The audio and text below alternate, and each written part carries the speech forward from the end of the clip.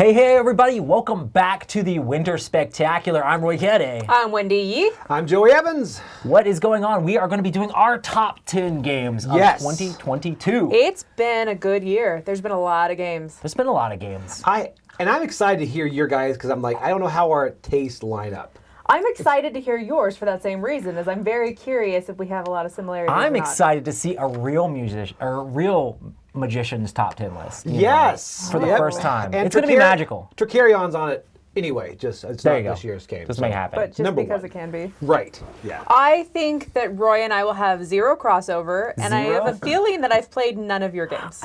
Honestly, I don't know that that's true. I think we might have one crossover, maybe. I don't know. But maybe a game that we played together, but maybe not. It just depends on how much you enjoyed painting it, I guess. That's fair. That's fair. Ooh, do I have any games that I painted on this list? If you don't, then it's not on the list. Okay, I don't think I painted anything on my list. So You like Euros too much, is what it means. I love Euros. I was Paint hoping those maybe cubes. some of the story would come through. You're like, oh, I like this game just because story. Maybe. Yeah. Give me no story. No, I love story. I know do you love love story. story I do games. love story. I think I'll cross over with a couple with you. And you, I don't know. I did sneak a peek at one of them. I'm like, that's not there. Yeah. You can see the top of my clipboard. Joey said it was right giving there. Joey's giving us spoilers beforehand that he's like, oh, there was a game that's on my list that I walked up to you at Gen Con and asked if you liked it or not. And you're like, no. It was so, I was so excited. I got this game. And I was like, hey, how is it? He goes, I'm like, yay. Welcome to my tastes. Took I me don't like know. 3 months to play it then because he was So very it is on adamant. Roy's list? Then he, Oh, but it then is he not. liked It is it not and put it on on his Roy's top list. 10. Okay. It's crazy. It's on Crazy. mine though. Anyway, but I guess we should go ahead and get into it with our number 10s. All right.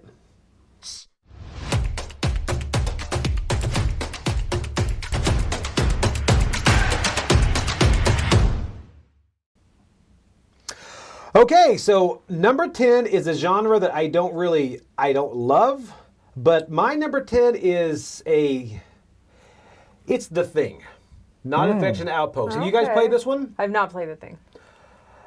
Now, The Thing, it's one of those that I really judge them by moments. This is one I was not excited to play, and it's a hidden roll, and it's comparable to The Thing, Infection Outpost. I'm not sure what the number is on that. But this one is the more gamer version of that. A little bit heavier, Okay. and it's really good because it makes you suspicious. If you're ever alone with somebody in a room, then you have to exchange tokens. Gotcha. And you may both have to go in that room for various reasons, but then you get suspicious. You're like, well, why would you two go over there? Why would you follow him there? Do you want to infect him? Like, no, I got to turn the water on or whatever, you know? Interesting. And it's had these moments where, like, I remember where you just thought somebody was good the entire time, and you have to roll a weather die, right? And, you know, you were going for sunny, she could roll it 3 times. And at one time it's winter, and winter we die. But I'm like, okay, you can roll it again. And instead, just put it there and killed us all. Wow. And I'm like, what? And your mind is like, you were bad the whole time. So the moments in this are really good. It's a lot to dive into because it is heavier than Infection Outpost. But if you like the genre of The Thing, it's great. I like it. I saw some people playing it at the retreat, and it looked really cool. And they were like, "Oh, Roy, you really like this game." This is just would. one that I haven't had a chance to play. I love those hidden trader games, you know, and it has kind of like an Among Us vibe almost. It you does. know? And then painted, it's even better. So it's really good. And yeah, it is a 2022 because there's the one last year, but it came out this year. And I liked it. So that's my number 10, The Thing. That's cool. Okay, so you're switching tokens with someone. Does that mean, like, if you're the trader, you make them the trader? Yes, they kind of look at it. So then, and you get the option where you won't necessarily be infected because they have a choice of 2. So whichever one they grab. And there's a lot of little variations in that make that propel it past infection. But if it's a newer gamer, I wouldn't have them jump with this because it is on the heavy side. Gotcha. Interesting. Yeah. That's cool. So if you are the trader and you end up switching tokens, are you good then? Or do you stay the trader? You stay the trader. So they just kind So of you're like just infecting adds, other people. And they might and be it on your side. spreads. Yes. But you don't know if they're on your and side. then everybody wants to wreck everything. Okay. Exactly. Yes. And were you the trader because you're always the trader? Like, did you this start time I out as wasn't. it? I was always the good guy in this one. Yeah, it's really like I don't know, you I to played just infect 2 other whole games people with you. into a cultist and then throw them overboard. Well, it was either this or Feed the Kraken, and either way I was going to go. I like both of these games. Yeah. I do want to make a caveat too, speaking of those style games. I didn't play Feed the Kraken until yesterday. I'm not sure if it would have made it on my list or not, but it was a really good game. It was good, right? Yeah, I like that. So that and the thing, both of those would be my sub number 10. Is that legal? There we go. Legal. We take it. We All take right, it. fine. All right, my number 10 is a party game-ish thing. I say party game because you can have a lot of people, but it is Ready, Set, Bet. Ooh. I feel like I generally don't like party games. I'll play them, but I get worn out of them very quickly. And I feel like this adds in some fun economic elements, and so suddenly I enjoy it more. And I have a little bit more of a like, this is like genuinely fun. So it was, if I did a surprise list, this was definitely be like probably my number 1 on my surprises for the year. Yeah. Just because going into it, as Tom was explaining, I was like, okay, I get it. And then I really had fun. It has some huge stand-up moments as you're betting and as you're placing out these chips. And you get to make those choices of, do I want to go to spaces where there's no negative if I lose, but also I don't get a lot of money if I win? Or do I want to go to spaces that are really high risk but super high reward? Yeah. And because it's all real time, it's just like this utter chaos of like, I just have to bet everything. This game is frantic. I do feel like your It first is. game of this, if you're new to it and you're playing with other players who've played it before, is going to be a wash for you. You might as well go Yeah. into it expecting that you're going to lose, but then try to like understand the nuances of the game. Because there's this whole thing of like, maybe you don't want to play out all of your chips because you could get a lot of negative points doing that. Sure. Like trying to figure out like the right time to go in on a horse. And then sometimes like understanding the math equations of the different like proc bets or whatever is in real time is kind of like, was that No, horse I'm above totally this shooting horse from the hip. under I'm that? not calculating Ah. anything. But yeah, and No. the thing I like most about this is the powers and the extra chips and stuff you can get. That's the Yes. best part. That's big. And I like that it changes every round because of that. the anxiety is real. Oh, for sure. You know, by the time you figure out that would be a good, and then someone's already there, it's like, come on. I mean, there is, when you said, the economy of it, I'm like, it's a betting game. But there is so much economical aspects of it, you know? Yeah. And then the odds of this horse going on. And this is one that I don't care about winning, but it's all about just the story, you know, like being able to, okay, I was on the 11 horse and it won. If I had to play Ready, Set, Bet for real money, I'd be broke. Yes. Oh, yeah. Yes. No, I think that's another thing I like about it is that instead of losing double your money, you're only losing a tiny amount. Right. And so it never feels like, oh, I went all in on something and I lost everything. Oh, So I appreciate that. For some of us. Unless for Unless what? you just, I did really good the last time I played, but the first time I played, it was super a wash. See, and I lucked out that it was the very first time that any of us had been That- playing. that was is my a- very that is a first good- game, so that's I a think good that I setup. had a really good, like, learning moment. So that Equal was skill awesome. level for sure. Yep. So that was my number 10. Ready, set, bet. It's good. My number 10 is a cooperative game of a game that used to not be cooperative, but it's like the one of the like most well-known gateway games. Oh, CO2, the King Lacerda of game? Tokyo. This is actually King of Monster Island. Really? Oh, okay. I loved this game. I Wow. played it with Ruthie, my girlfriend, and we had a blast playing it. It is a lot of fun. Like you go off against these different monsters. You're kind of you're throwing these dice in a tower. They're popping out of different areas, and you're trying to like mitigate where the monster's moving, and then working together to slam the monster down. There's a lot of ways you can kind of like save dice at different locations and work together. This game is all about the cooperation. They really added a lot of cool cooperation into this game, and like you work together to figure out how to get to the boss, and like you can do massive turns to like do a bunch of damage to him. I had a lot of fun with this. We played it a bunch of different times, and it's a blast. I really enjoyed it. I think I'm the highest rated probably out of the office for this, but I really enjoyed it. I bet that I would like this more than King of Tokyo. Because I Gotcha. feel like King of Tokyo is just roll dice and punch things. Yeah. This is very much roll dice and punch Well, things. no, yes. But you're working together But that's the to thing. roll As dice and soon punch as, things. as soon as you add that cooperative element to it, I'm much more okay with being like, haha, I rolled terribly. Oh, I rolled great. Like, but the I don't thing know, is I also about accept trying that to, more. sometimes you have a turn where it's like, man, I'm not really doing the things I want to do now, but I'm going to place things in certain areas so that way the next player can like be set up for success. Mm-hmm. And I really enjoy when cooperative games encourage that cooperation and Right. allow you to help each other out, you know. Did you ever feel like there was one person that was always helping everybody but never got the cool turns? We only played 2 players, so it wasn't like that Okay. big of a deal. So with that stuff, but there was, I mean, we just had fun regardless because I'd be like, okay, I'm gonna set you up. It's gonna be awesome and that sort of thing. So it was just fun. And it plays well with 2? Yeah, we played it at 2 a bunch of times. So it was a Yeah, lot of fun. I do want to try this one. It's been on my list. So yeah, my number 10, King of Monster Island.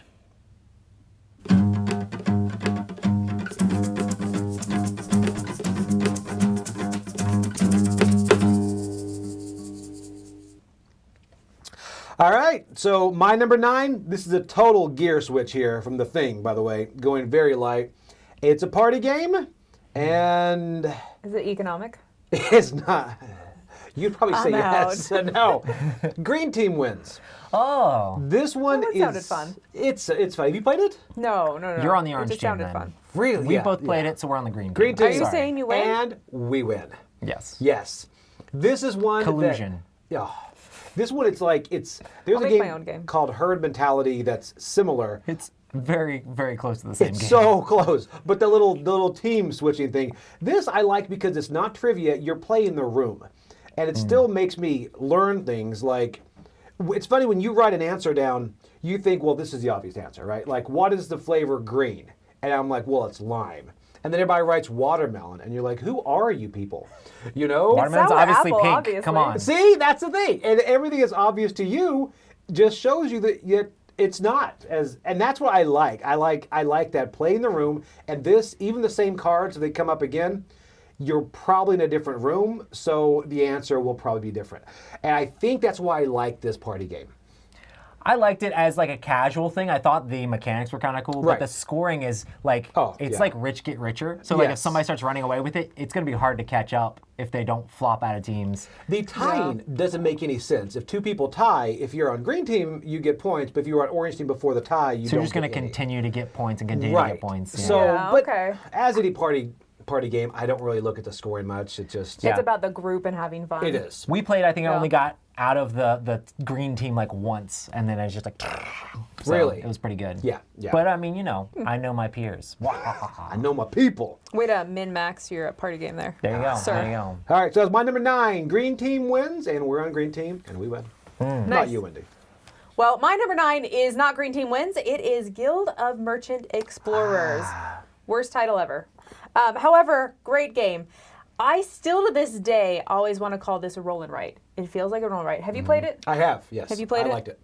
I have not played it. You saw it though, right? I did see it. Okay.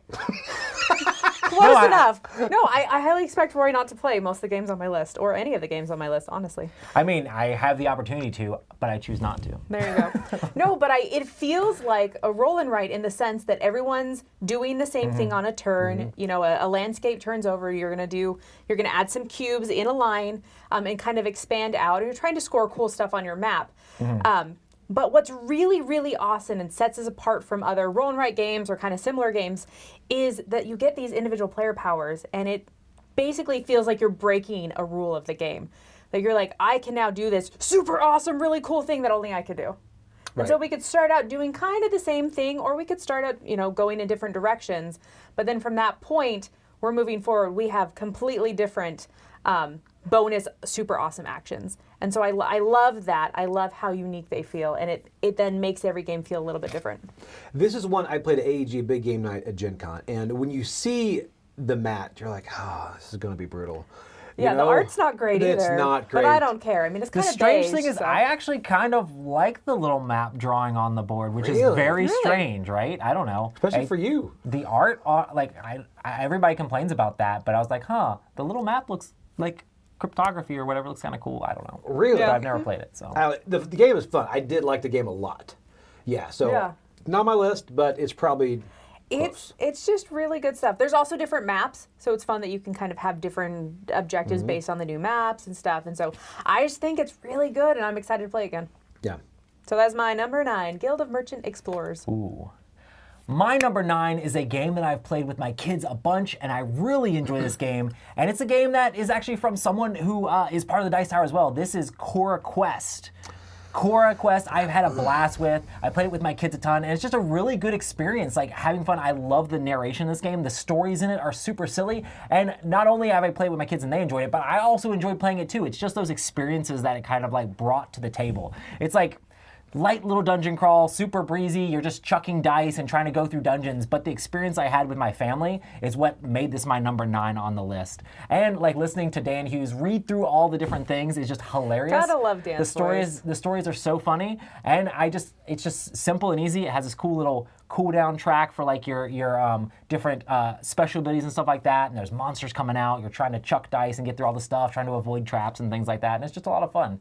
Gaining cool items for your stuff. It's just quintessential like dungeon crawl, but brought down to a kid's level, which just makes it a ton of fun. See, this is on my list to play. It's actually sitting on my shelf, ready to play, but I'm not sure at 6 Oh, if your she's daughter ready. would love it. I think the Really? thing is, Totally, if yeah. you help guide her through it, it would be super Okay. easy because it's a Definitely. lot That's of what- mostly just like, all right, cool, where do you want to go? You want to go attack the spider? Okay, roll the dice, you know, and then you play the narration on the thing. It has this cool little story to it. I'm not one for campaign stuff as much, but this one was really charming, and I thought it was a lot of fun. All Our right. daughter adores it. Really? Yeah. All right.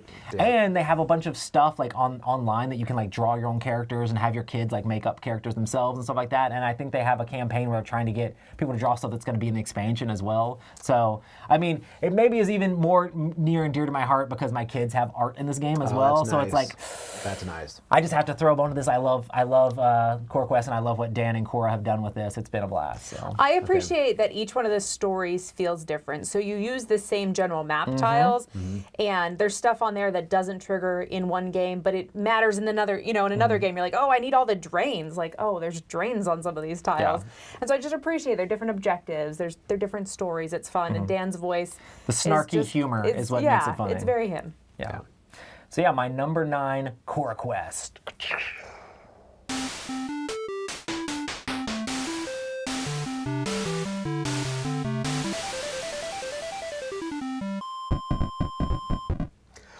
All right, so number 8. This one was a surprise to me. This is one that I liked the box cover, but when it came out, I was like, oof, I don't know about that. Because any game that brings out a Lazy Susan to put in the middle, you're like, oh, I don't know how this is going to go. But it's, You know, Dominion with Lazy Susan is not bad. I would do that. Yeah. That makes sense. Yeah, you just like rotate around. Everybody can what's reach wrong stuff with in the spinning middle. boards? No. Speaking of which, I'm in my game group, and then I'm like, hey, I wish we had a Lazy Susan. This is not this game, by the way. And the guy's like, I have one in my car. And he had a Lazy Susan in his car. Who does that, by the way? What size I of mean, Lazy was he like a Susan? cake like icer? or I don't something? know, but how Like a cool is little that? one or like a giant one? I'm like, here's a big one. He's like, I happen to have one. I'm like, do you happen to have one? Okay, so anyway, so this is Planet His bag of Unknown. holding. Planet Unknown. And have you guys played this? No, I I've kind of not. want to. It's All on the my list. polyominoes. Really? Yeah, I really this like one. polyominoes. Yeah, and I do too. I like Tenpenny Parks. You know, polyomino. This is kind of, it's similar to that. It's similar to Isle of Cats, but I love the space theme, number 1. And I love the advancement track on this. Because you can advance, and then it ends up, it's silly. First of all, simultaneous play. With the Lazy simultaneous Susan play. turns around, so your options change every time the person turns at Lazy Susan. So it really changes your strategy as the game progresses. But then the best part is you can get a little rover that you can drive around the board and pick up these meteors, and it's just something silly. I'm like, this is perfect. So you just go around and pick them up. It's little things like that this adds, doesn't overcomplicate it, and it's just, and first of all, it does look good on the table. This is also one that the deluxe has that Lazy Susan, and the standard does not. Is it worth it? It is worth it because otherwise it would be difficult to get around and be able to choose the different sides. So that one, the deluxe on this, I think is worth it. So otherwise you're playing musical chairs? Pretty much. I don't think you have to get up, but you do have to kind of look around. But Okay. yeah, so It also stores all the pieces. It right? does. That's Which- awesome. So you just like pull the Lazy Susan out, it's ready to go. Right. Oh, that's right. awesome. So it's really nice. I'm not good at this game. I've lost this game a lot. I think every time. But I like it. that's I cool. enjoy the loss. Nice. I actually really want to know more about the tracks. Is there like any sort of engine building with it? Like what do the There tracks is. do? There's several different tracks. The one I always go with is the meteor, and there are several tracks that you go up as you go through the game. But the best one is the rover. You can get, at one point, you can get like 4 or 5 rovers, and then just moving all around. So you are kind of, you've got that space feel in it with the polyomino. Oh, okay. That's cool. It's really nice. I Yeah. like it. I call it Roy, not you. Well, there you go. I'm gonna try it. You are the polyomino person, so that was cool. You can play it. You can play Yeah, it, Mr. so- Space Dude. Space. So that's my number 8, Planet Unknown. Nice.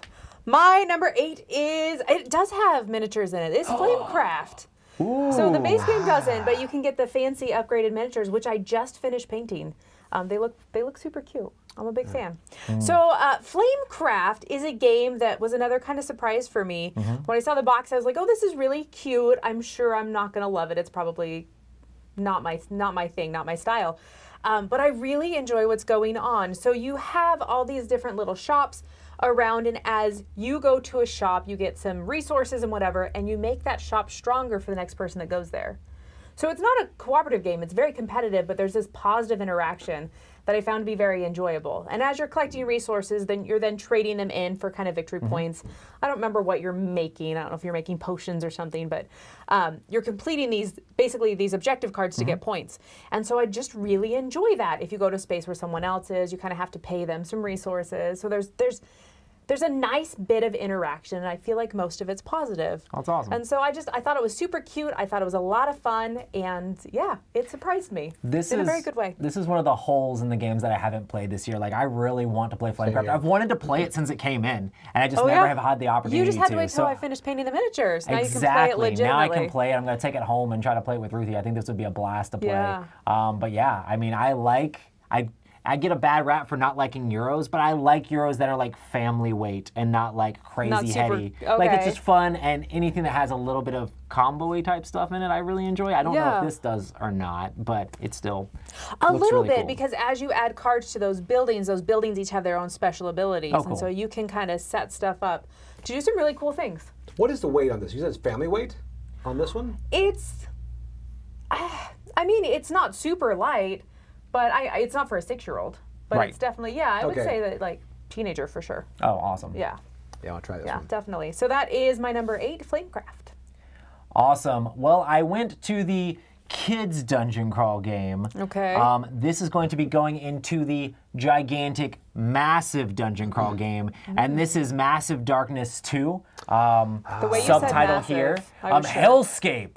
Yeah, so this game, I played Massive Darkness, the first one, and I did not enjoy it like at all. The mechanics in it, the darkness mechanics and stuff like that, it was not that much fun for me at all. I went coming from like Zombicide and stuff like that and being like, this game is too hard. It didn't do what I wanted to do.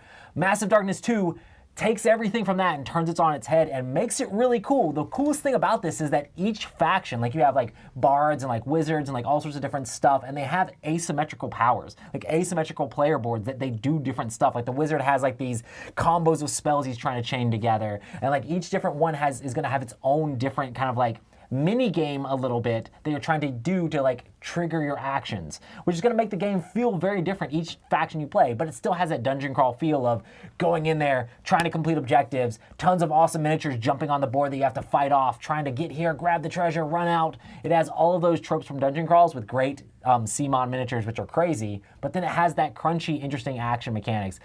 I'm not that big a fan of Zombicide and stuff like that, just because all of the actions you do in those games are normally very straightforward. Yeah. This has, I think, more meaningful decisions in it, which just makes it... Is it because of those mini games? It's because of those mini games that you're trying to manipulate and play. You get more cards that you can kind of be like, okay, I'll exhaust this to do that and change this and do that. Like, I like games that let you have to think out how you're going to do your actions instead of just being like, I obviously walk forward and roll dice. That sounds like a Euro game, Roy. I do. I love games that are Euro-y, but have a ton of theme in it and allow you to fight things. Yeah, you know? If I have a game on this list that doesn't have combat, no, I'm just kidding. But yeah, I like things that allow you to have interesting interactions. This one I avoided because, like you, Massive Darkness, the first one, exactly didn't hit. Now, one thing I liked about the first one, as opposed to Zombicide, is when a monster spawns with a weapon, you kill that monster, you get that weapon. That was always interesting to me. Yeah. Okay. But the game was just meh, so I didn't back this. And now there's a lot of that sort of stuff in this game as well, and I think that people are this is going to fly under the radar for a lot of people just because the reception of regular Massive Darkness was not that high. What I'm saying is throw your preconceptions of Massive Darkness away and at least try this one to see if it's something different, because I feel like it's a very different game. Really? I feel like they almost did it a disservice by calling it Massive Darkness 2. They should have just redone made its own, something. Its own wow. IP. Okay. Interesting. Yeah, I got to try this one then. But yeah, Massive Darkness 2, my number 8, Hellscape. Fight monster.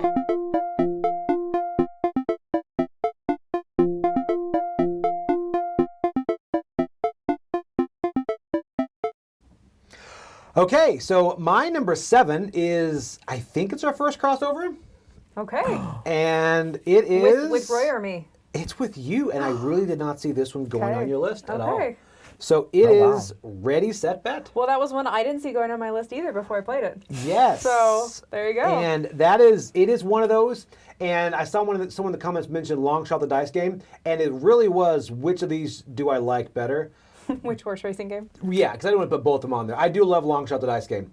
This one is almost more of a party game, but you are standing up. There are those stand up and cheer moments, you know? Now, I will say the components on this leave some to be desired, I think, because the actual horses are small, you have to look at them, but it's so fun to get there, to throw it down there, and to make wrong decisions. Even if you lose this game badly, it's still so fun to do, because you can go from rich to broke so quick. There are those moments when you're like, oh, I think this horse is going to win. You're like, I'm going all in on several numbers on the same horse. And then it goes across the line, and it's just so exciting. Yeah, or it just barely makes it not across the line, and you cry. Like Tom said the other day, we were playing, he's like, okay, I've never seen the 12 horse win and someone bet 7 on it. So every time I'm like, you're about to see it. And never saw it, still hasn't saw it. But it's little things like that going for it. I like this game, again, a lot more than I thought I would.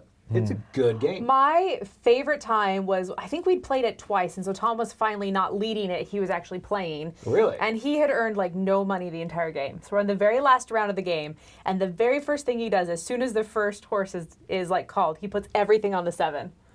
He just fills up the entire thing. Sure enough, the 7 wins, and he ends the game with like $40.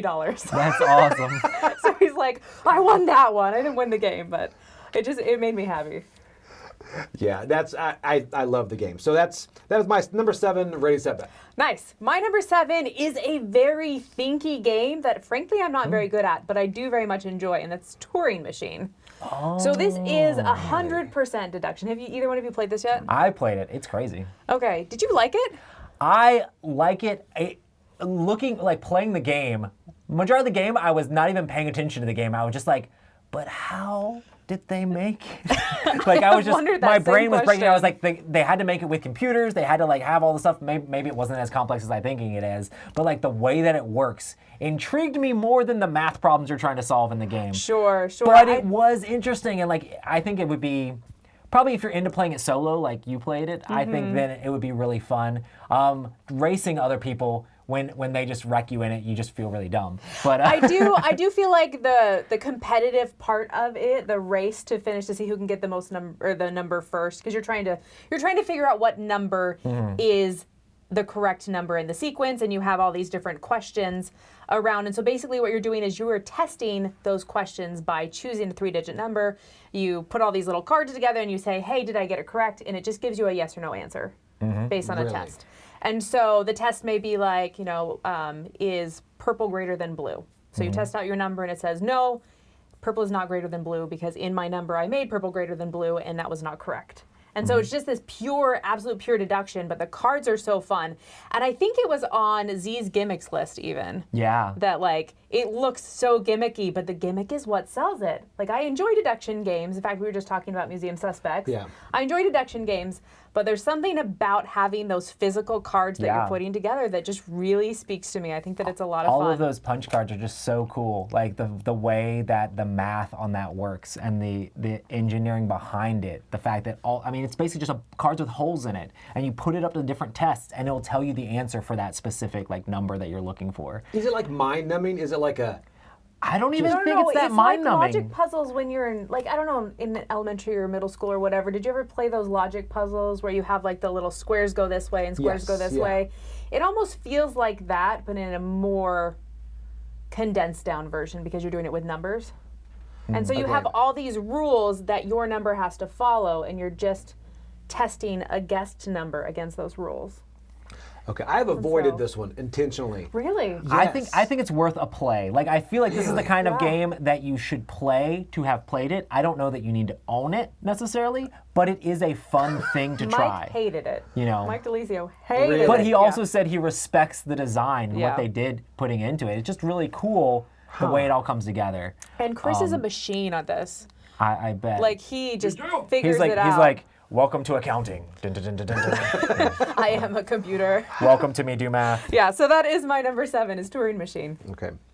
Awesome. My number 7 is a Euro game. What? There is no combat in my number 7. It's probably maybe a crossover, but I don't think you've said it yet. There. It might be higher on your list. Yeah, I was like, don't peek at my list. But this is from one of my favorite designers ever, and I love how he does Euro-style games, and this is Foundations of Rome.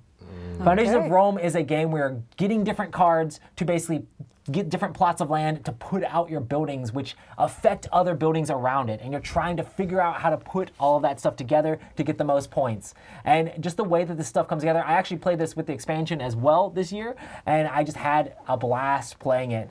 And I just really enjoy how simple a lot of the mechanics that Emerson puts into these style games. It's a gigantic, grandiose game with crazy miniatures, but it's really just you're bidding on those different plots of land and figuring out which things you're going to put out there. Do you need more money? Do you need more population to push up on this track or that track? It's just a lot of fun, and it's super simplistic gameplay in a crazy deluxe box. And that is Foundations of Rome. You know, I really enjoyed it. Have either of you played New York 1901? I have, yeah.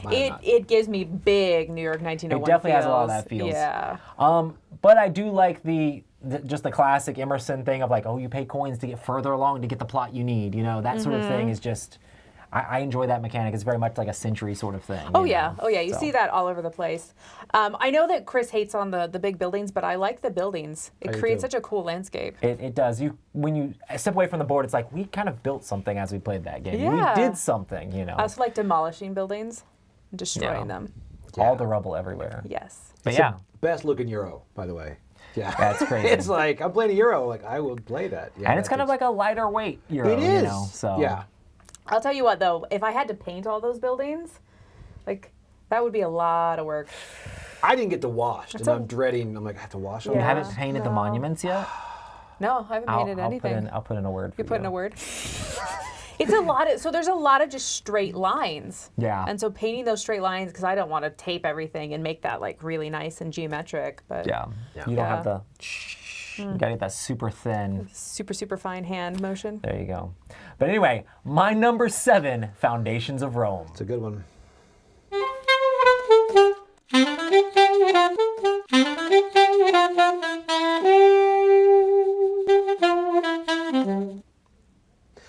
Okay, so my number 6 is the one that I was really excited to come out at Gen Con, and I got it, and I was in the first, 10, 20 people of the day to get it. All proud, sitting there in the lobby. And Do you think I'd like this game? And then, sitting in the lobby, played a different game, all excited to go learn it. And I'm like, hey, Roy, I just got this game. Because I'm actually very well known for loving this IP, right? Yes, that's why I asked him. I want to know what this Like, is. he's going to be so happy about it. And then I'm like, it's Twilight Inscription. And Roy did not like it. I didn't mean to hurt your It hurt me. enjoyment of the It game. hurt me. I then did not play it for 2 months. Roy doesn't like roll and write games. But then you played it, and now it's your number 6. And now it's great. It's fantastic. And I did not want to get this really. I like TI. My wife likes roll and writes. Putting the two together should not work. And because I like, how are they going to do the diplomacy thing and the warfare thing? It won't make any sense in a roll and write. And it still kind of doesn't. But okay, don't listen to him, this side of the room. But listen, so the warfare, it's Chris great. is on that side of the room too, so he's going to agree with me. You don't like it either? You're dad to me. Chris will like All it. right. But listen, the best part is you're playing the person you're sitting against. So intentionally, when you play this a second or third time, you're like, I'm not going to sit next to Ryan because he really just runs his army up. Yeah. You know, because you're battling the person next to you, and it's funny getting new people and putting them in a seat, and you're like, you're gonna have a lot of fun because the guy next to you likes to build up. I think you would hate that part, Wendy. You- Like where people It are sounds making very you Seven having Wonders. negative points. Yes, people are making you have Yeah. negative points if they go super hardcore on the combat. It's not. Now, one thing I do like are the training wheels at the beginning because this is not as. I also like Hadrian's Wall, but this has the training wheels on learning it one sheet at a time because there are 4 sheets. If you put them all in front of somebody, they're like, there's a lot of sheets. no way I can do this. But it does kind of ease you into it, and you start going, and it's a quick. You can finish it in 90 minutes or so, or 2 hours. It's really quick, and I think it gives you not the TI feel, but it's. It gives But you it still that. gives you the spacey feel that you like? It does. As much as a roll and write can.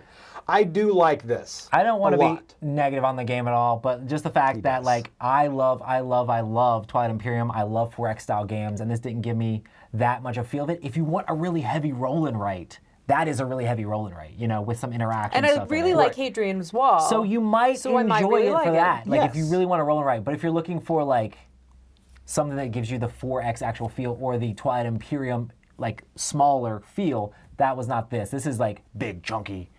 It is. Roll and write. It's heavy. That's the thing. And I like it. Hadrian's Wall has more cascading. I like that cascading. This cascades some, but not a lot. Yeah, Okay. that was another thing. Is What- like I wish there was more combos in this as Right. well. What I'm curious about is you say that it introduces one paper at a time. Like, Right. do you do the first round on the first sheet? Yes. Yes. And the second round you do 2 sheets? Yeah. Well, you Yep. just do the the second second sheet. one. Then the third one, the fourth, and then kind of lets you go. Which is okay. nice, but then you kind of feel like you waste those first 4 rounds because you can't do what you want if you know the game. Gotcha. But it is a quick way to learn to teach it because I would not want Okay. to teach like Hadrian's Wall or things like that. Yeah, This is a 'cause very that's a lot. easy way to do it. Interesting. It's definitely one that I want to try. Yeah, that's good. Well, I guess I'll play with you because no one else will play it with me. All right. So we're on number 6, right? Yep. My Yes. number 6 is First Rat. This is one that Chris just brought home one day. I had no idea what we were getting into. I had no idea what we were playing. And I was like, oh, this is cute. These rats are building a little spaceship. Like, how fun. And then we were playing it, and I was like, oh, okay, we're racing to the end of this line, the end of this track. And we're racing to see who can make these different spaceship parts. And there's a little bit of engine building as you move along this little light bulb track, because you have multiple rats that are moving along a path. So we're moving on this light bulb track, and now everywhere that's lit up for me, I get like extra rewards when I go to those action nice. spaces again. So I really like what's going on. You can't do everything, and so you have all these different races that you're trying to be the first one to complete because you get more points, but also people that complete them after still get points. I just think that there's a lot of fun stuff going on, and then there's bonuses, and then you might get a little bonus so that there's certain type of spaces I get an extra good from them. There's just a lot of fun stuff, a lot of different ways to score, and it's very family weight. And so I love that it's super approachable. This one's gotten a lot of love from the studio in general. I think it's been on a lot of people's surprises lists and things like Yeah. that. So a lot of people really enjoyed it. It was one that I played a week or two ago at a game night, and I think Tom had brought it out, and he's like, hey, I said, yeah, it's a kid's game, right? And you would have thought I ran over his dog. He's like, no, this is not a kid's game. And immediately we went into it. And He it worked. actually named his dog First Rat. So That's how much he loves this game. But I was impressed by the different choices and things, and it's a fun game. It is Yeah. cute, too. It's and I think that's the thing is I often expect these cute games to be children's games, or I expect them to be Right. too light. And this, I loved it. I loved it. It was a good level, good speed. Yeah, I like First Rat. Good Very pick. cool. All right, that was my number 6, First Rat. number 6. My number 6 is a Marvel game. I love Marvel, What? and this is Marvel Dice Throne. I played a little bit of Dice Throne here and there, but I played a ton of Marvel Dice Throne. I played with people here in the studio. I played it with my girlfriend a ton. I really enjoy Marvel Dice Throne. I do get wrecked in it quite often. But that's one of the things I like about this game is the fact that like it is strategic in some ways, but luck actually does play a decently big part in this game. So Sure. it makes it a lot more of a casual game. You're just kind of like trying to build up your little Yahtzee combos. I don't like roll and write games, and this is kind of like a roll and write, but you're dealing combat to somebody's life points instead. And for some reason, it's like combat mechanics. I'm in. More roll and Smash writes it with my need hammer. cooler combat mechanics. I think I would like them more. But I do have a blast with this, and there's so many different Marvel characters you can play. It has mostly the Avengers type stuff, but it is Yeah. cool to see Loki versus Doctor Strange versus Miles Morales versus Scarlet Witch. It's cool to see how all those powers interact, and they try to make these Yahtzee dice give you those feel of those characters. I like that the characters have a feel. Yes. Like I've played Thor and Scarlet Witch, I think. Yeah. And I remember just loving throwing that hammer. And being like, if I already throw that Yes. hammer at you, I get bonuses. Then it or comes I throw back. the hammer, yeah, and you like pull it back. And so I like that. Dice throwing in general is not my jam. Right. It's a No. lot of dice chucking, and I don't necessarily love it. You normally don't like direct but- confrontation anyway, right? So Yeah, not as much. And so it's not super my jam. There's a lot of luck in general, but like you said, it's short, it's sweet, it's simple, it's This fine. would have been my number 11. I did like, and again, Really? I don't like Dice Throne itself. I like it, I don't love it. But this, for some reason, hit. I really Is it enjoyed just the Marvel character? It is. I don't know what it is. Having knowing the IPs just made it better than Cowboy, Ninja, whatever. It's just like, this is, it felt good. And everyone is unique, like the hammer throw, like the way Scarlet Witch builds power. It's just different things like that. I love this game, yeah. and the production quality cool. are ridiculous So on good. most all of Oh, Roxy's yeah. games. So. Especially if you good. get those little Geek Bit upgrades, so that There's the Geek little Bit pieces. upgrades. Oh, is there for the Marvel one? I think Oh. there's for the. I know at least season 1 and season 2 there are, Oh, that's awesome. Yeah, but I'm it's not so nice. sure about the Marvel one. But yeah, the like plastic acrylic Oh, crazy. upgrades. But yeah, my number 6, Marvel Dice Throne. Nice.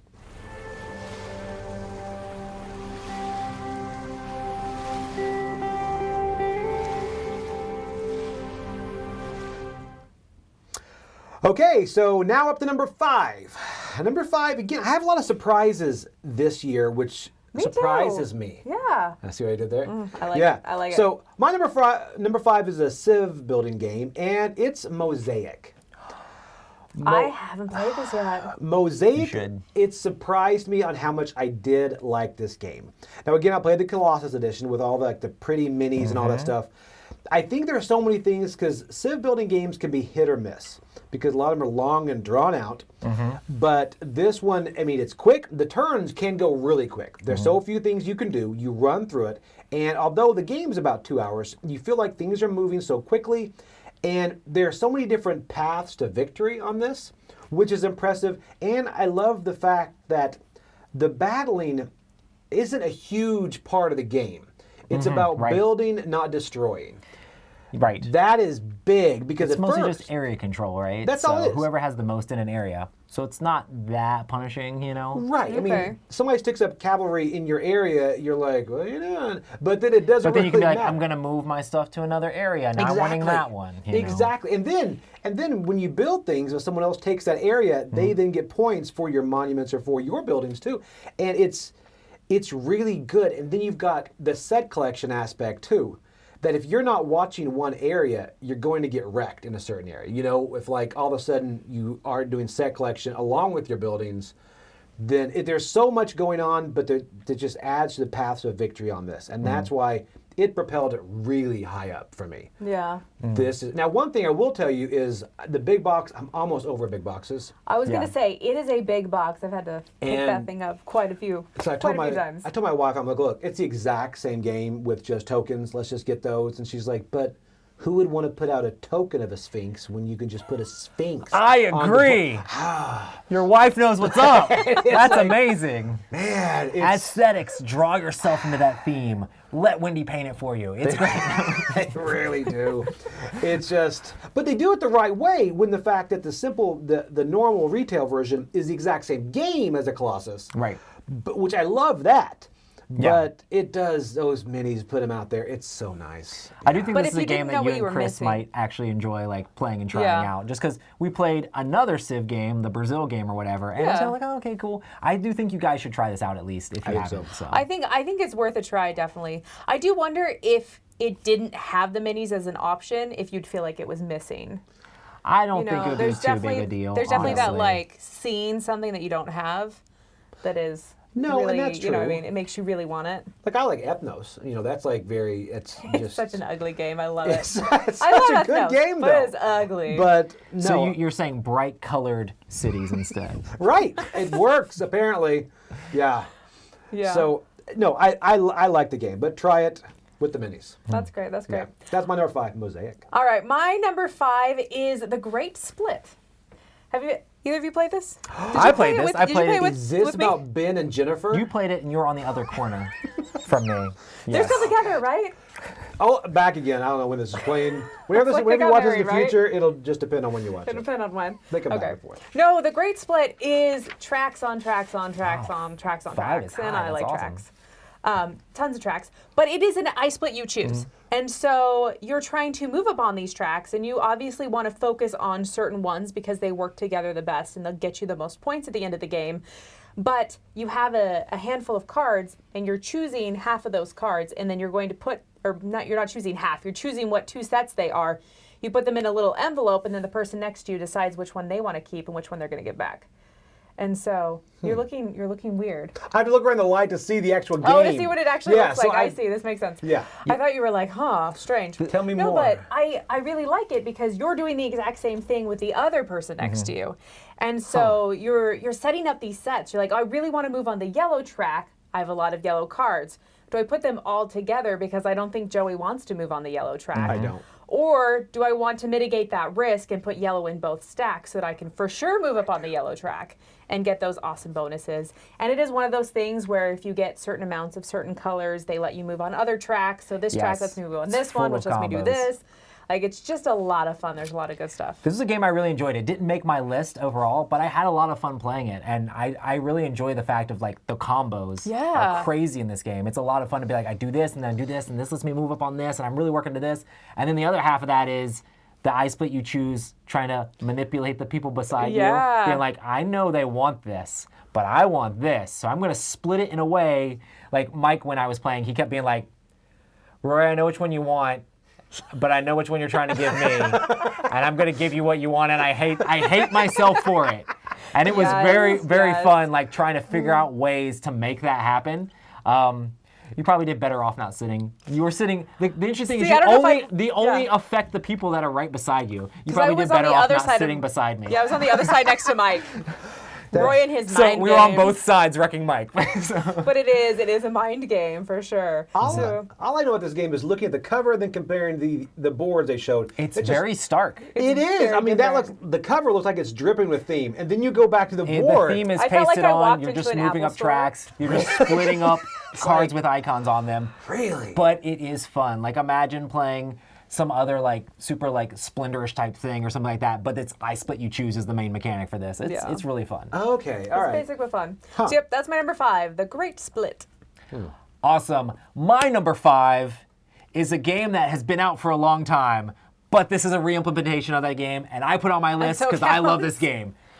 This is a game, it is Clank Catacombs. So basically they took Clank, yeah, that counts. and then they added this whole dungeon crawl element to it. Well, it was always a dungeon crawl, but there are map tiles that you actually explore as the game goes along. They have paths out each side so they can all fit together, but it's just exciting being able to explore the dungeon and go deeper. And I really enjoy how they've upgraded the mechanics in this as well. It makes the game a lot more interesting for me. I really enjoyed Clank, but this pushes Clank up even further for me. So I love deck building. I love that pressure luck element, but the fact that like the deeper you go into the dungeon, the more valuable treasure you're going to find specifically, not just being like, oh, let me find the path. I think I'm going to try to go this path, you know? It's like, no, you are exploring as the game goes along. So the deeper you get in the stack of tiles. Right, the deeper you get in the stack of tiles, the better things you're going to find.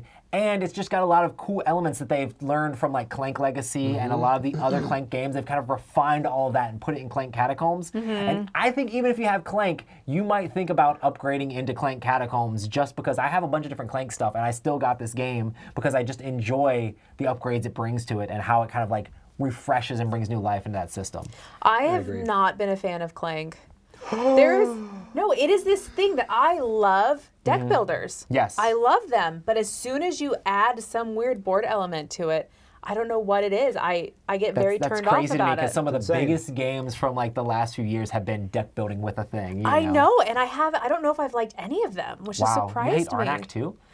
It's okay. Like that's probably the best one out of the bunch. You just lost the entire But chat. I feel, I know, right? But I feel like the deck building in that, you start with a much thinner deck, and you don't grow your deck a ton. And so it's not deck builder first, it's board game first. That's one and thing so I think that's why it's okay. That's one of the things I've always loved about Clank too is that it is, like the deck building part is really important. You need to move. You need to have these cool combos. You need to be able to build stuff up. But those cards also give you points. But also going deeper in the dungeon can give you points. But you got to run out before you die. Yeah, but you might not get the cards that you need to run out before you die. And you probably won't. That sounds like a deck building mistake. Yeah. I know. I get a lot of hate because Dune didn't hit for me. Like Dune is fine, but it doesn't really hit for me. It's not a game that I really enjoy. Because you're wrong. Because I'm me. The top 100 shows. No, I'm just kidding. I can't say that because Brass is like at the very top. Yeah, Brass is like super high, and I adore Brass. So not a party game, but it is economic. But I love Clank Catacombs. My number 5. There you go.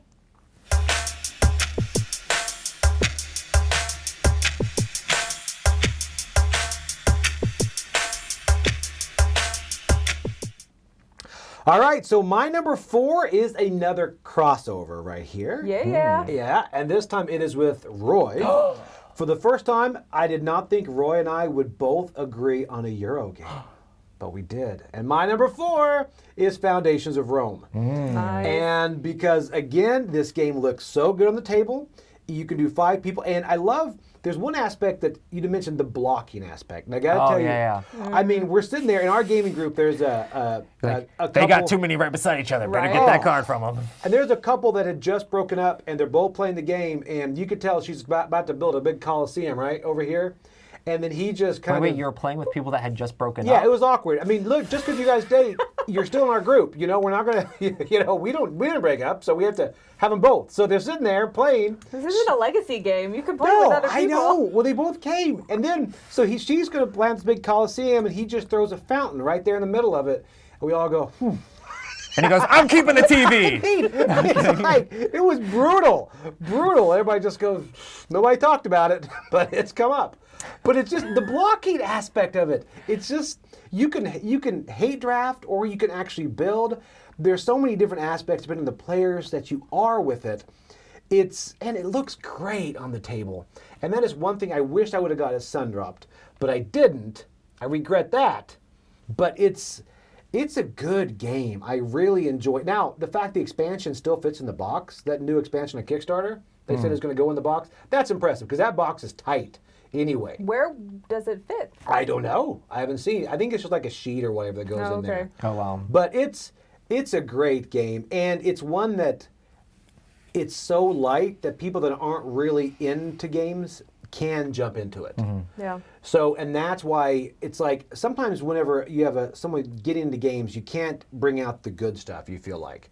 But this looks good, and you're like, look, it looks overpowering. It looks intimidating. It's not that But it bad. doesn't feel like baby food either. No, Yeah. because there's a lot of strategy with it, too. Yeah. So it again, Well, I love it. And I love that you get to have so much positive interaction. That's one thing I adore in games, is that, sure, you built up all that big stuff over there, but I'm going to put this little building over here that then gets me really cool like income or bonuses Yeah. because you Because of built what's all those around other it. buildings. Right. Yeah, and it cost me like nearly nothing. So Yeah. easy. And we haven't done the monuments a lot. Just the base is enough. It's really good. Yeah. Yeah. So that's my number 4, Foundations of Rome. Not much more to say about it. Awesome. Nice. You know, back with that, putting the box lid on, we did it wrong for a really long time. Like you're supposed to keep Just the box slide it in sideways so that you can slide the You- stuff in. did you? We totally would like flip it up and put the box lid on. Does it fit that way? Yeah, it does. Because it's a rectangle. And so, little did I know. That So if makes you're putting sense. it on wrong and all your pieces are getting weird in the tray, that's why. Okay. All Yeah. right. So anyways, my number 4 is Splendor Duel. So Ooh. Chris is meh about Splendor, but I like Splendor. It's just like very basic, good core mechanics, engine building. And so what Splendor Duel does is it creates, have either one of you played it? No. So it adds this grid so that all those chips are on a grid in front of you and you can take like rows and columns kind of thing. Nice. And so you have to choose your colors, not just because I want those colors, but because I need, I'm getting these 2 blue, a white, and a green together. Right. And so it's really interesting the way that it does that. And as that grid gets fewer and fewer chips in it, then someone has to take a turn to refill it. Okay. And so there's that interesting like push and pull of do I want to refill it so that I have more stuff but I can get less this turn, or do I want to kind of play that game of chicken to see if someone else is going to do it first? And so it's very interesting that push and pull. That's when I want to play that because I don't mind Splendor. Somebody else, I thought today said they didn't like Splendor. Was it Camilla? It was Camilla. Yes. She had an amazing teach. I don't know I why thought it she was. would I not want to like call her it. out, but I don't mind Splendor. So I'm curious about how this plays 2 people though. It's got some fun interaction. There's some different, like you can get bonuses on your turn if someone else does certain things that give bonuses, and then those let me do an extra thing on my turn. And so there's some cool push and pull with that, and there's a few different ways to trigger the end game. And so I like that, like I could be leaning into points, but you could be leaning into getting the people or whatever it is, like in the normal game. Yeah, Ruthie really enjoys Splendor, but we play regular Splendor 2 players a ton. So it's just I need to play this. This is just would better. be a blast to It's- play. it's tighter, it's more basically interactive. better with the rows and columns. I almost Yeah. wonder if it's like, man, I know it's too different to just like implement in like a regular game of Splendor, but like I need to try this version of it. Yeah. How do the chips feel though? Are they that nice Splendor feel? The thing is, I'm used to playing I don't remember. Marvel Splendor, which is heavily thematic. Okay, Okay. Chris said that they are, yes. I was Was it like, I don't playing remember the- them being cheap. I'm used to playing the heavily thematic Marvel Splendor, so I need Marvel Splendor Duel. That would be a marvelous game. But yeah, so silly. That's awesome. So that's my number 4, Splendor Duel. Super good. Awesome. My number 4 is a game that I definitely don't feel like is on your list now, but but I have played it with you. The picture will probably show that we have. This is Return to Dark Tower. I really enjoyed Dark Tower. I thought it was a lot of fun. I love the way that the stuff kind of like falls out of the tower. I did a painting video on this recently. Yeah, it's really cool. Like the way that the tower kind of keeps track of everything. I love the stuff in the app. The way the interesting combat works, where you have different like things to kind of like make the enemy weaker and trying to select the correct card to do stuff, and then going through the different dungeons. It just has this cool thematic feel. I do think the game is really expensive and really hard to like. I mean, you have to like know what you're getting into. Yeah. And for how expensive it is, it does feel like a light cooperative game. You know, it's like, oh cool, we're like getting up our little things and we're doing this little tablet stuff. But I do think it's fun. I think it's a lot of fun going through all the different stuff. I've had a blast playing it with you guys, and I had a blast playing it with my girlfriend, and I really enjoy just kind of like the story and ambiance this kind of brings as you play the game. You just have that looming tower that's groaning as you play the game and spinning and twirling, and it's just this weird technology in a board game, which I don't think any other board game has something like this in it. So it's a lot of fun. Having, like, the tower becomes very tactile as it's spitting out those skulls, you're putting them out, and you're trying to kind of control the areas and make sure they don't pandemically explode kind of thing.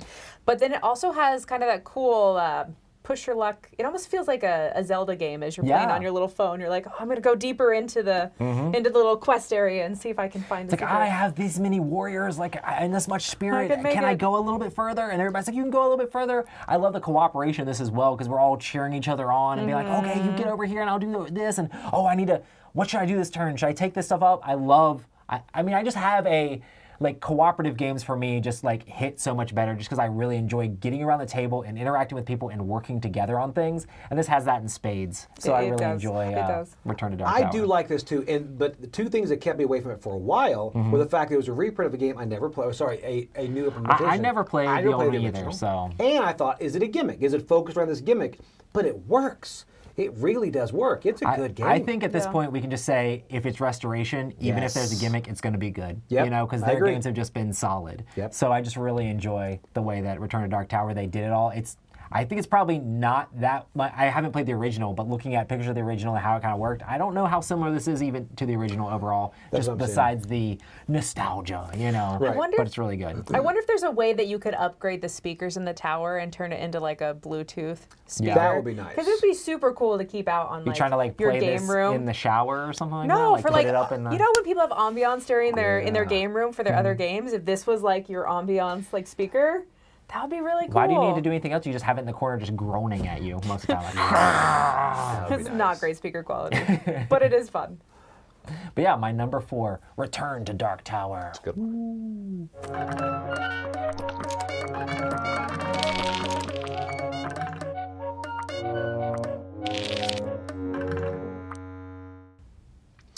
Okay, so my number 3 is one I actually did not back this on Kickstarter, and I found it later, and I really do like it. It is a boss battler, and it is Oathsworn. Oh. Okay. And Oathsworn is one that I really wanted to. I was not huge on it. I saw the minis. Then I had a buddy in my game group that said, look, if you buy it, I'll paint all the minis.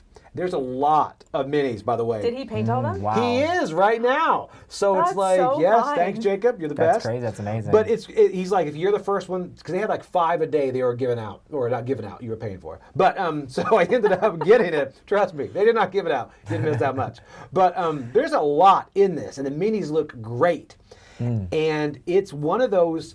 They got the guy from Game of Thrones. One of the guys from Game of Thrones did the narration. Have you guys played this? I've not. I played when we previewed it before the Kickstarter was going live, or while the Kickstarter was going live. I haven't played it since it has actually come out. So, and I did enjoy my play at the time. Did they have a narration then, or was it you? There wasn't narration then. We had the like designer like reading the stuff to us. So Really? Yeah. Okay. All right. Well, this time, I mean, it's really thematic. It's just, you got the choice, and didn't they have like Jorah Mormont from Game of Thrones do the narration? Yes, that's really cool. It's so good, and it's just you put that again on the big Bluetooth speaker. You've got the music, you've got the choices, and it just feels good. And every choice that you make affects you later in that campaign. And again, I almost didn't want to get this because I never finished Gloomhaven. Right. I've got Frosthaven coming. I'm probably not going to finish that. It's so hard, man. Like It is. campaign games. See, the thing is, like, I don't have a lot of these style games on my list normally, even though I like them. But it's just because, like, I used to play a ton of D&D. I love D&D. I love those campaign stuff. Like this sort of game, it's hard for me to get back to the table enough to make it like worth it for me. Yep. I like games that you can throw down on the table, play with anybody, and do it. This sort of Yeah. game, you have to get the same group back together to really and get the full flavor, or solo it like a lot of people do. You know. And this to was make only it like happen. 20 or so missions, which is... That seems feasible. It does. You know. It does. It's almost near the Pandemic Legacy, Clank Legacy type thing. So I could do that. I just can't do the 100 missions of a Gloomhaven or Frosthaven. But this, I thought I could finish it. You know, and the fact that it's a boss battler, you can kind of step away for a bit and come back. I would love to see more of this style game. I would too. Like have one-shot stuff specific, you know? That's like, this is, if you want to play this on game night and that's it, we're going to have an arc that fits perfectly for that. It's like, you're going to start, you're going to have your middle, you're going to have your end, and it's going to be epic, and you're going to be able to get it in like a couple hours or whatever. I would love that. That does sound nice. That also have the meaningful decisions that a lot of these games have these really cool card combats or different combats in them, like Gloomhaven, but it's like, I want one-shots of Gloomhaven. I don't want to play Gloomhaven for 4 hours. How is the like organizing set of this? Like, do you have to go through a lot of stuff to pull out the pieces just for the scenario that you're doing? Yeah, that's not as tedious as Gloomhaven, but it is... Most things are not as tedious as No, Gloomhaven, no. as much as we love it. It's not not as easy as Jaws of the Lion either. So it's just it is tedious. So there is a lot of setup and things that go with that. And you mentioned the fact that it's like they've proven they can write great novels with these long epic games, but give us short stories, and that's what I like. And every mission does feel a bit self-contained, which is what I do like. I wouldn't play them as one-offs really, but you can. Okay. So, but it does take a while to set up, like anything does in this genre. Gotcha. Yeah, that makes sense. So that's Oathsworn is my number 3. All right, my number 3. We are getting to my heavy games now.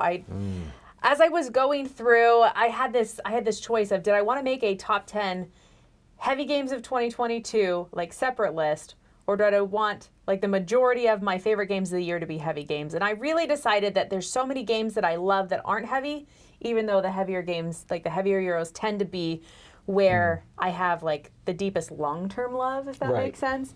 Like, because there's so much more to explore because there's just so much to these games. So we're moving into that part of my top 10 list. So my number 3 is Revive.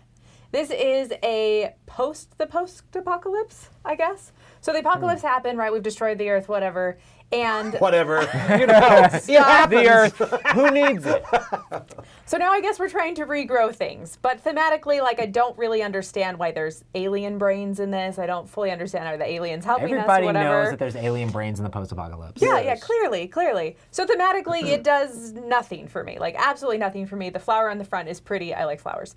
But the actual gameplay, like, there's so much fun that's interesting. So it's a deck building sort of game, but you're only ever really using half your deck. So whatever you've discarded, you then will like swap out and draw the next turn. And so as you're playing stuff, you get it back very quickly. So you're not like shuffling a deck, drawing 5 kind of thing. And so I like that, but there's also a ton of engine building. So as you're playing cards, you're either using the top half of the card or the bottom half of the card as you're slotting them on your board, but each space that you can slot cards, you can upgrade.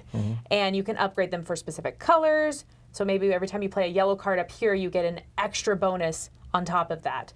And so there's some really cool upgrades that are going on your board. There's these fun tracks that you're moving up, and as you move up on one track, it triggers some bonuses. But then also when that track and this other track kind of coalesce and come together, you get even more bonuses. So there's some cool track stuff. It kind of reminds me of the sphere grid of Final Fantasy X. Have either one of you played that? Oh, cool. The video game? It looks very sphere griddy like that. And then on top of that, there's this whole like board of exploration.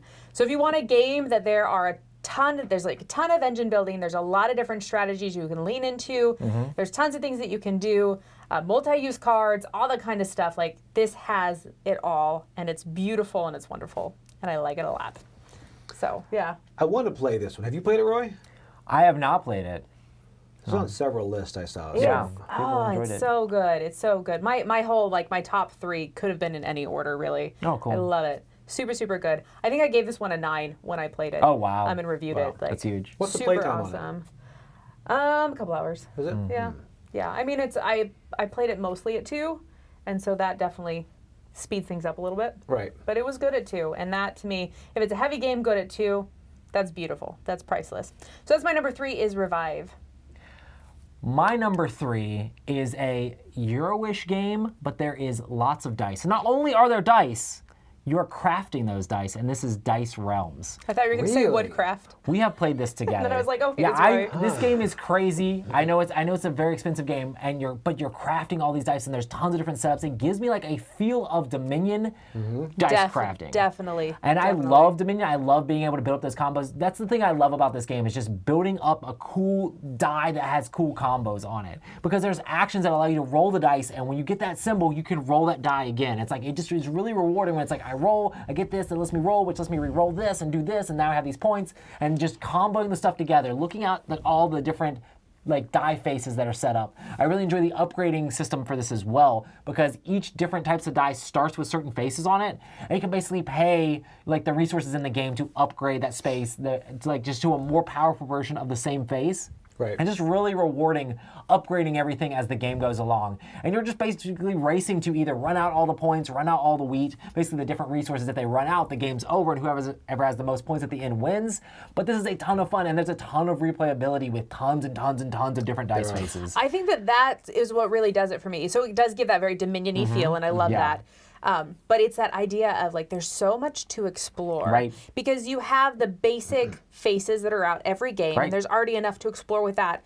But then you have unique faces that come out kind of randomly throughout the game, and so you have your unique setup the way that Dominion does. It gives you that feel of Yeah. like looking and being like, what's the value judgment here? Do I think I can make that work with that? Because that would be really cool to do. And then you try to piece that together and build your die up, and you can buy extra dice that you're allowed to upgrade the faces on that one as well. And it's just cool to see how everything comes together as you're just chucking these dice, getting resources, and just the combos. Just roll those dice is a lot of fun. I know this is a very Euro-y style game and an extremely expensive game, but I just enjoyed playing it so much every time I played it. It was a blast. I just immediately want to play it again. It's really quick too. Yeah. It does have more luck to it than Dominion though, because you're not going through a complete deck. Right. You are just rolling. But then you can mitigate it by buying different faces. Right. Which, I played it once and I ended up buying it immediately because I did like it that much. And now, do you like Dice Forge? I do like Dice Forge a lot. Okay, yeah. It gives you that, but then it gives it more game, I guess, more depth than Dice Forge. Because I like And that. I feel like the combos are stronger in this than it was in Dice Forge. Like you'll get to roll the same die multiple times or be able to combo stuff together in a little bit more interesting, cool ways. There is something nice about crafting die. It's just like, I made that.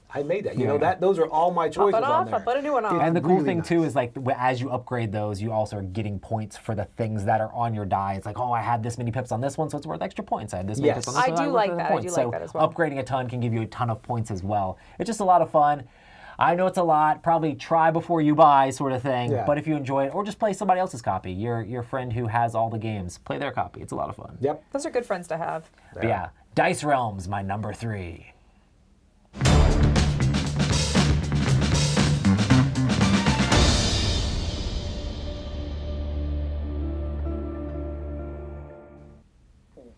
Okay, so my number 2 is a genre that I do like most games. I have pretty much every game in this genre, and they're in this line, I guess. And their legacy game is probably my number 1 legacy, but it is a crossover with Roy, and it is Clank Catacombs. Yes! And I love the Clank series. I've got everything. Not everything hits with me. Some of the expansions I wasn't as crazy about.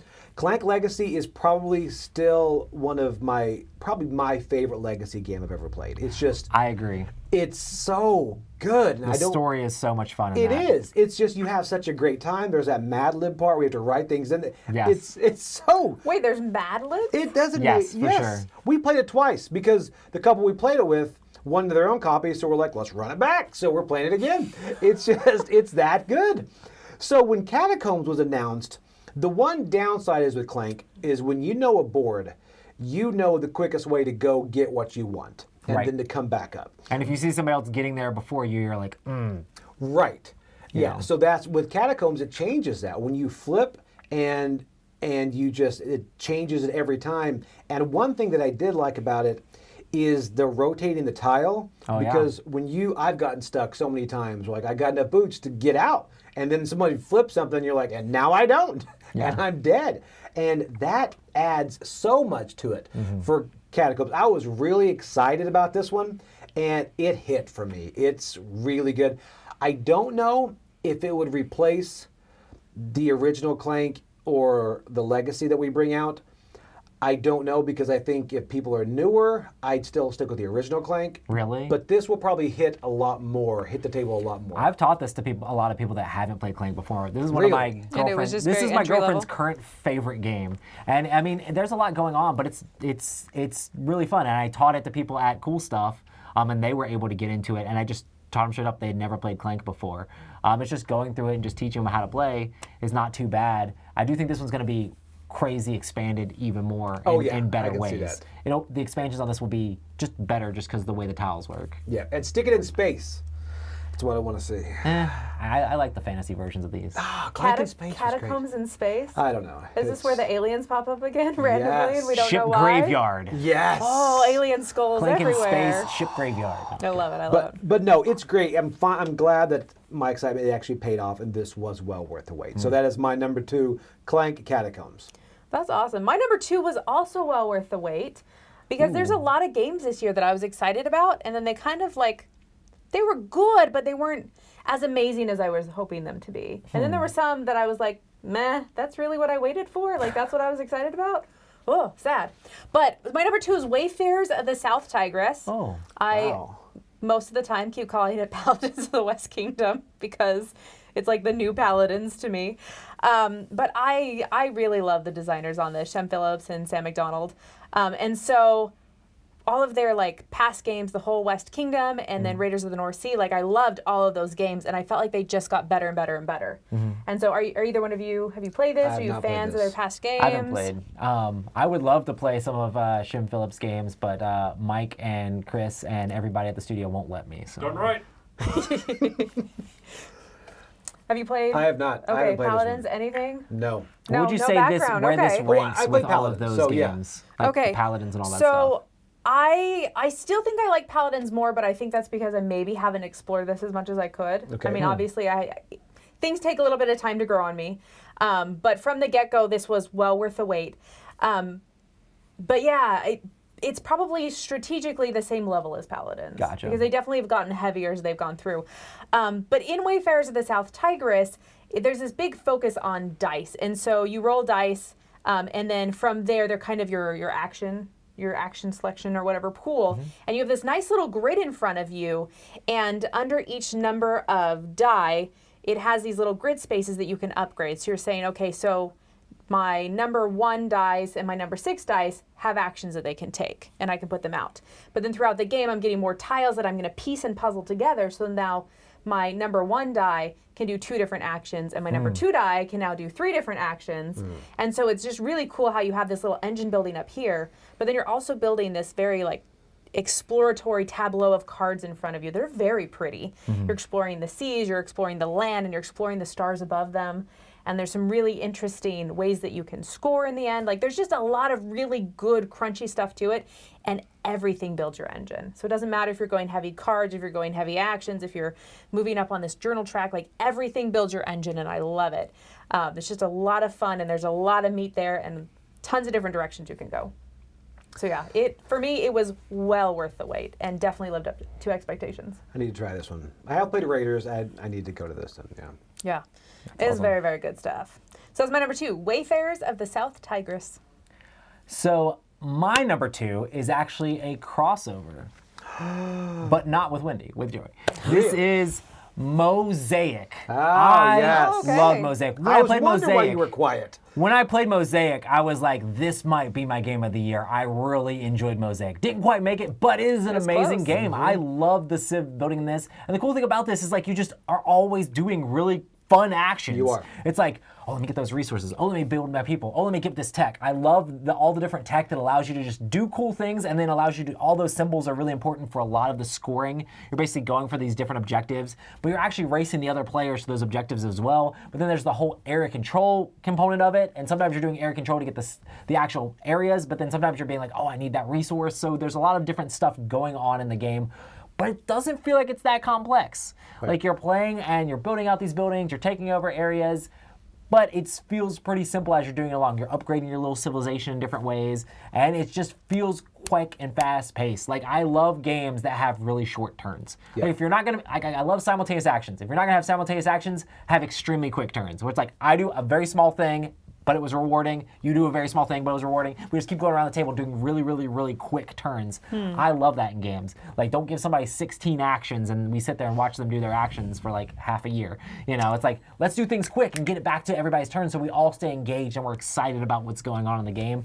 Mosaic has that in spades, and it's just really fun. And the game is relatively short for this style of game. You know, it's still probably like a couple hours probably to play, but it feels like you're making meaningful decisions and it's going really fast as you're doing those things. It's a lot of fun. It feels short, although it's a couple hours, because your turns go so quick. Right, you don't feel get like you're bored in playing the the middle? game. And it always ends too soon. You're like, man, you know, it's just which is the way it should feel. Yeah. You know, you're right. The turn's just lightning fast. Yeah, it's a really enjoyable game. So yeah, Mosaic, my number 2. Nice.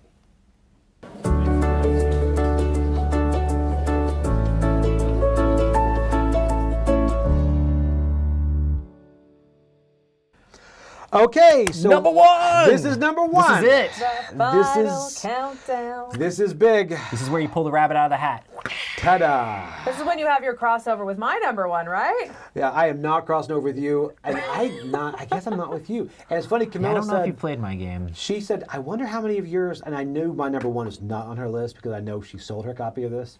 So it's like, I'm like, am I alone in loving this game? Ooh, So what is I it? think I might. But my number 1 is I did not love Mystic Veil when it came out, the card crafting system, but Dead Reckoning, that's it for me. That clicked for me. I love Dead Reckoning. I have not played this one. And only because the campaign of it and everything adding the campaign to it, not the campaign, because it's one-offs.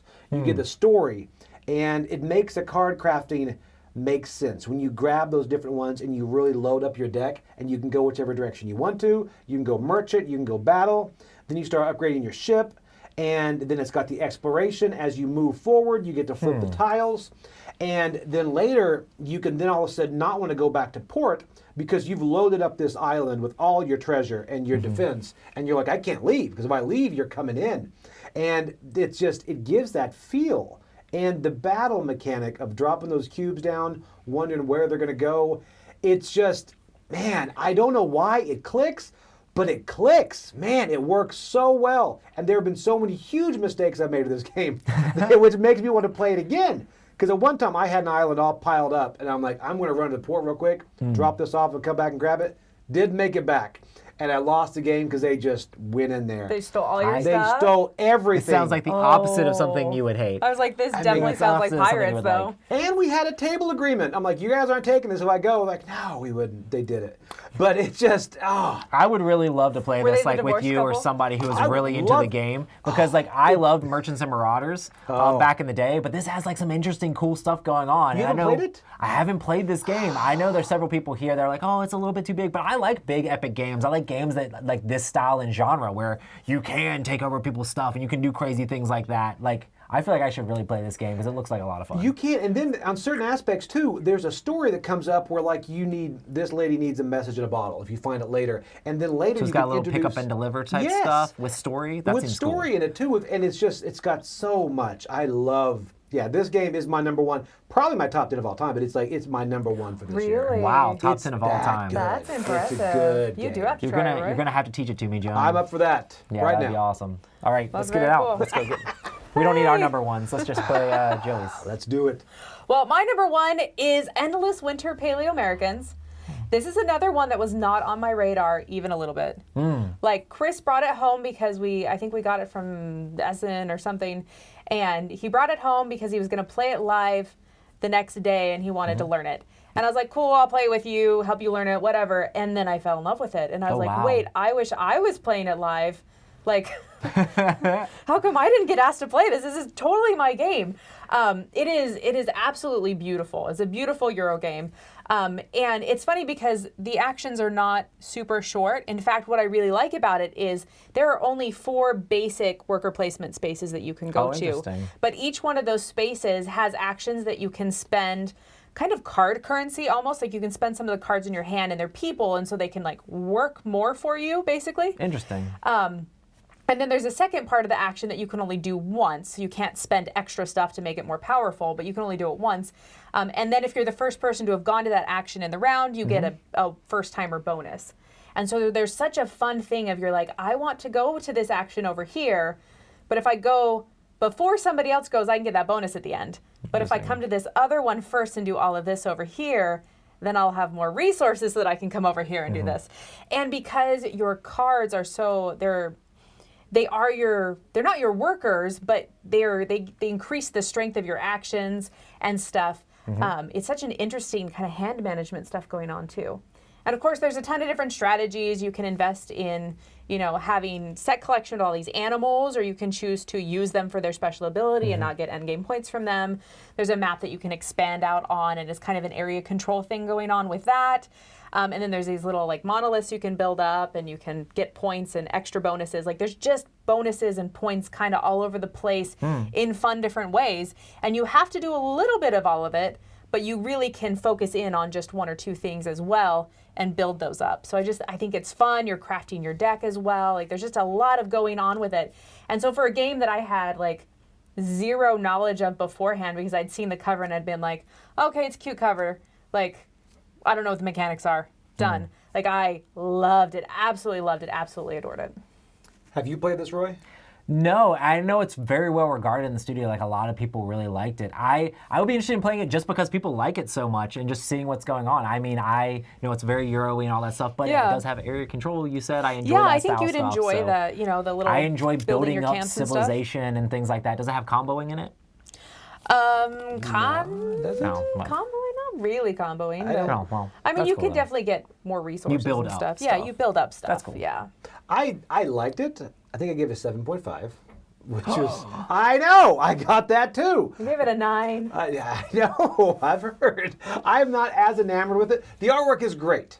So I do see what, I would like to play this again, because to see if I'm just missing something. But the artwork looks good. And the megaliths, there's something about piling those on. It's nice. I can see why this game is so loved. Okay, I do get confused because there's like the expansion that has the monolith, but then you have megaliths, See, or I is don't it the know. opposite? I don't know. Because one of them is one and one is the other, but they're almost the exact same word. I don't know. Whatever Megalith, little monolith. dropping thing. Who I knows? don't know. But anyways, I like those things. Yes, yeah. And the artwork is great. I do want to shout out that somebody said, "Oh, the dice people with their favorite game." Wendy actually drew the little things on them. I Wendy's changed little Tina's person has artwork a little bit. little hat on her, like a dead moose? You have a dead moose Yeah, on your head. it's the little antlers. Yeah, the dude has on the picture. That's awesome. It was fun. So yeah, that's my number 1. Endless Winter Paleo Americans. Awesome. It's a mouthful. Well, my number 1, I don't think anybody else in the studio has played, but I've played this game a bunch of times and I really enjoy it. It is my favorite IP with my favorite theme, and it's based off of one of my favorite games of all time. So you hate it. How could I not like it? It had a lot of high expectations. This is the War of the Ring card game. Ooh, really? I really, really enjoy the War of the Ring card game. I would not say it is just like War of the Ring. It has like iconography, kind of like how Twilight Inscription has like iconography from Twilight Imperium on it. This has iconography, and it has the same characters because it's Lord of the Rings. It's in the Lord of the Rings theme, but it's a very different game from War of the Ring. You're basically going to be you're trying to win different bases. Everybody has a deck of cards. It plays actually probably best at 4 players, which is kind of crazy. And you have one player that's like the free people and the elves, and another player that's like the Rohan and the Gondor people, and you have another person that's like the monsters and like Sauron, and another player that's like just all the Saruman units, stuff like that. The decks are all slightly different. So they're different decks, but you're trying to play out to win these different locations. So you have a hand of cards, and basically every card you play, you have to discard a card out of your hand. And it's interesting because you're discarding these cards, but your discard pile most likely will come back into play during the game. So it's like, I'm not going to play this game now, and certain cards can only be played at certain points during the game as well. So you can't find like the people from earlier in the books, like later at later sites and things like that. Okay. So it's kind of like you're trying to time these cards with the right actions. You're kind of trying to build up a little tableau to allow you to draw more, and it gives you a lot of the War of the Ring feel of the fact that the Shadow faction feels like they're drawing way more cards than the Free People, so you feel like you're under the gun, but it still feels really balanced because I've won several times as the Free People, and we've seen the Shadow win as well. It's a lot of fun. The back and forth in this game of like, I'm going to put a unit out here to try to win this site. Oh, well, I'm going to put this out here, which makes you minus strength. And I'm going to do this, which allows me to manipulate that. And I'm putting this guy with a sword. Well, because you're doing that, I'm going to bring this site that we've already won. We're now going to battle over Helm's Deep again, you know? And it's just all these interesting card plays. I love, like, Magic the Gathering and other style card games. This doesn't give me the same feel as that, as far as like the way the games play mechanically, but the special abilities on cards and stuff like that and activating them gives me a lot of that style feel, and I just enjoy the way the game plays. There's a lot of like playing chicken with these different sites and trying to see like how far you can go and which ones you want to lose to the other side and which ones you want to win, and the cooperation in between the teams is a lot of fun. So this is it as thematic as War of the Ring is just so thematic? This is that. This gives you a lot of, I mean, it's basically, you know how Smash Up you're fighting over sites sort of thing? Yeah. It's a little bit of that because there are sites you're trying to get, but some, like each turn you'll be having a good site on one round, and then the next round you'll have a bad site. And the next round you'll have a good site, and the next round you have a bad site. And you'll know that going into it, being like, okay, this round we have a little bit more defense. We're defending like Gondor, or we're defending Helm's Deep, and we're going to start with some defense on our side, so the bad guys are going to have to play extra cards to try to win this, but it might get them a ton of points if they get it. You're racing to either have the most points at the end of the game, or to be up on your opponent by 10 points. If you're up on your opponent by 10 points, your side automatically wins. Oh, dang. Yeah. Wow. So, and then there's a whole separate thing where there's paths, which use a different stat on each of your card.